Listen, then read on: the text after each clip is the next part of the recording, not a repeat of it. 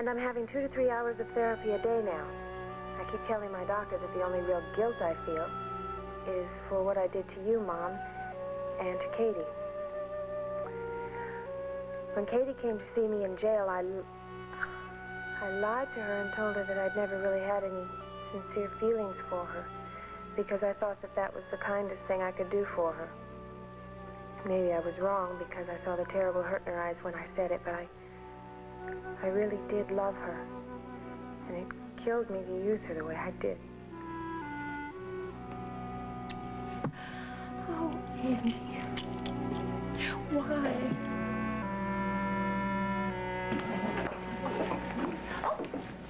Oh, hi, Barbara. Oh, hello, Barbara. Hello, Henry. Oh, Henry. Katie gave this to me. She wanted me to give it to you.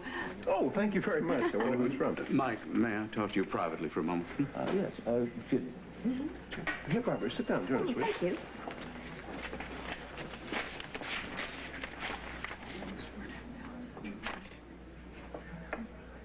Say, Mike, come here a second, will you? Yeah, excuse me. Yeah. It's unsigned, and all it says is to whom it may concern, and it gives Rita's phone number and address in San Francisco. Really?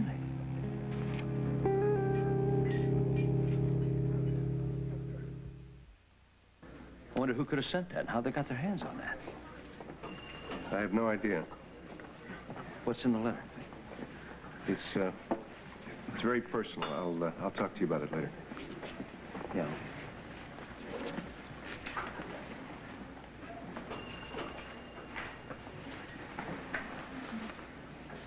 Is it bad?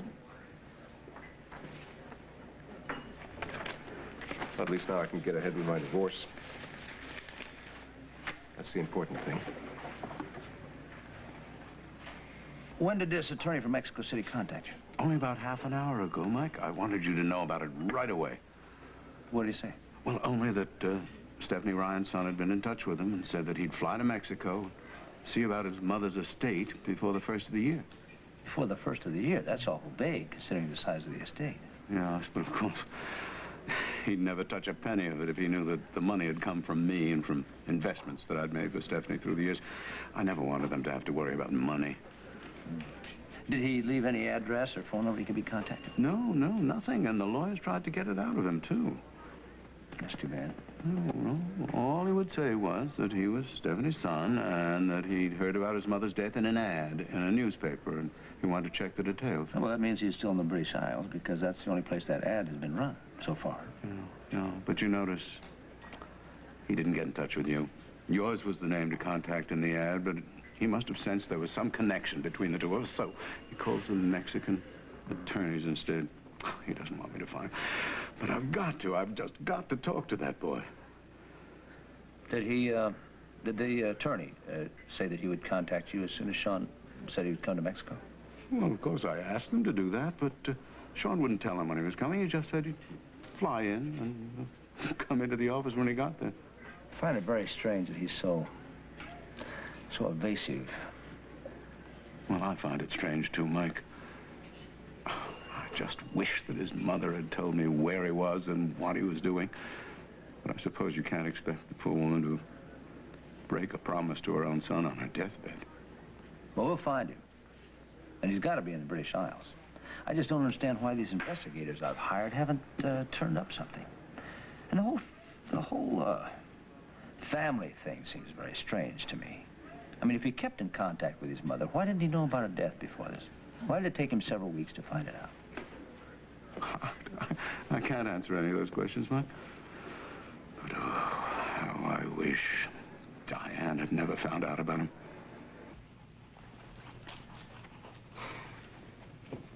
I do hope I'm not keeping you. I have an appointment with Trish Lewis later at the old Copper Lantern. Oh, I hope that turns out to be a big success for you, Vanessa. And perhaps you will sell your stock here and bow out gracefully. Don't hold your breath waiting, Diane. Daddy and I are a very strong part of this firm since the merger, and you'd better get used to it. Things can change, Vanessa. Sometimes very quickly. This is not going to change, believe me. You are so sure of yourself. I would just love to see your face if you ever found out. Go on. Finish saying what you were going to. Found out what? It's not that important. Diane, I have to talk to you. Have you been with Daddy all this time? No, I haven't. I left when he got a long-distance phone call. Long distance. Do you know where it came from? I have no idea, Vanessa, but whoever he was talking to, he was speaking Spanish. He then asked me to leave his office. I did. A few minutes later, he came out, said he'd have to go over the financial reports with me later. And he left. I'm going to find him and find out exactly what's going on. Curiosity killed the cat, Vanessa. Now, what can I do for you? I want an extension on that Sorry, time that limit is you out of gave the me. question. I'd also like you to keep your brother and sister-in-law from dropping by my place uninvited and threatening me. Well, I'm sorry, Diane, but you have put yourself in the position of being threatened by the actions you've taken. I think I'm being very magnanimous and patient with you. You know, I could have demanded all of the stock at once. Mr. Spaulding's office. Diane, it's me. I wanted to let you know that I'm still out of the house. Oh, you know, I have had millions of reasons to call you today, but knowing what a big day it is for you, I haven't wanted to bother you. Well, I plan to be here for most of the afternoon. All right. Well, then I'll check with you later about our plans to work together tonight. Fine. Did you give Ross my message? Oh, isn't that awful? It just completely slipped my mind with everything else I've had to do. Well, it's all right. I understand. Is Ross there? Yes, he is. Just a minute. It's Alan. And you'd better think up an excuse fast, or your deadline with me will be changed accordingly. Yes, Alan. Ross, I asked Diane to give you a message, but she forgot. I'd like you to finish up that codicil to my will as soon as possible so I can sign it right away and make it official that my 3 children get equal shares of my holdings.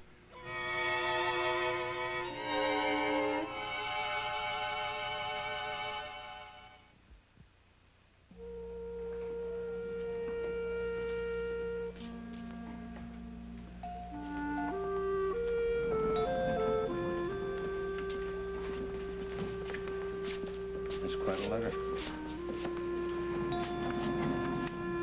You know, I really don't understand why it should bother me so much to read Rita's expressions of love for Alan, but it sure does. Well, I can certainly understand that.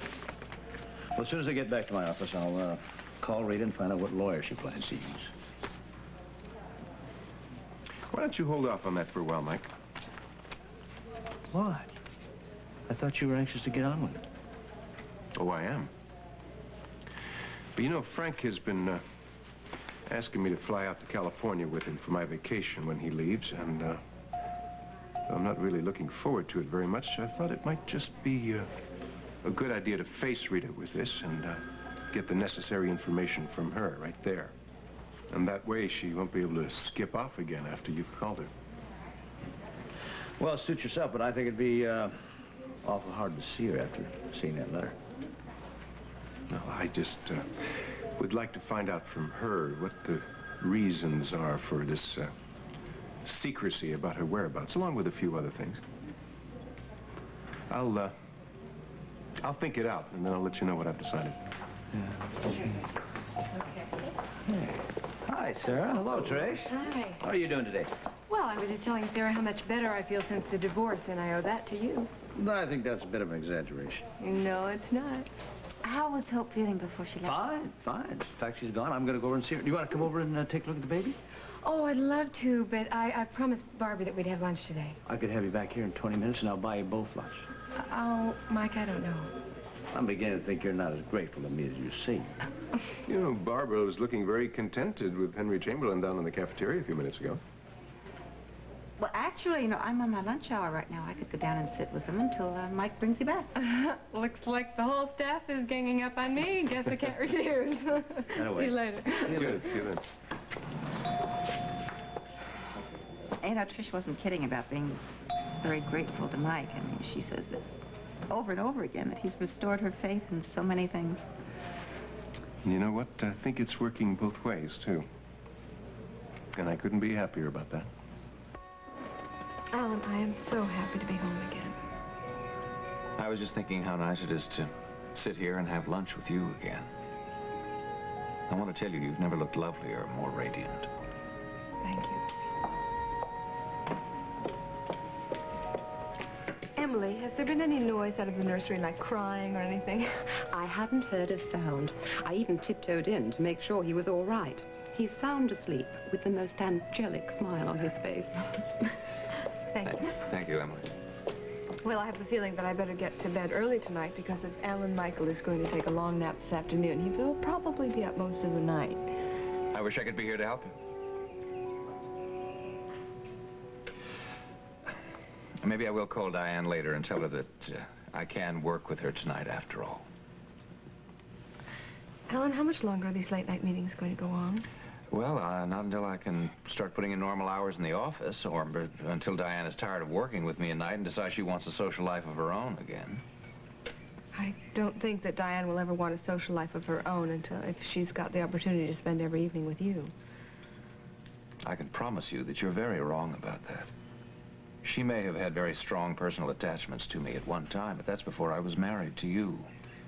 She knows how I feel about you. And believe me, I've never said anything to her that would indicate that our relationship was anything but professional. Nothing. Mr. Spaulding, I hate to interrupt your lunch, but Mrs. Marler is here, and she says it's very important for her to speak to you. Well, then I guess you better show her out, Emily. I wonder what Jackie wants. Can't imagine.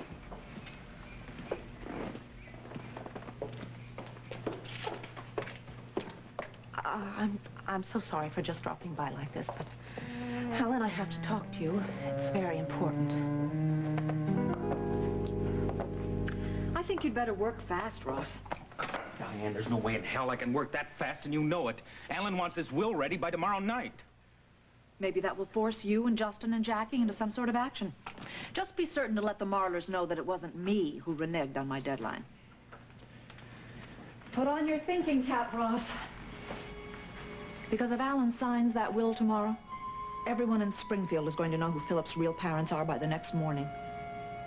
And that's another threat, if you want to think about it that way.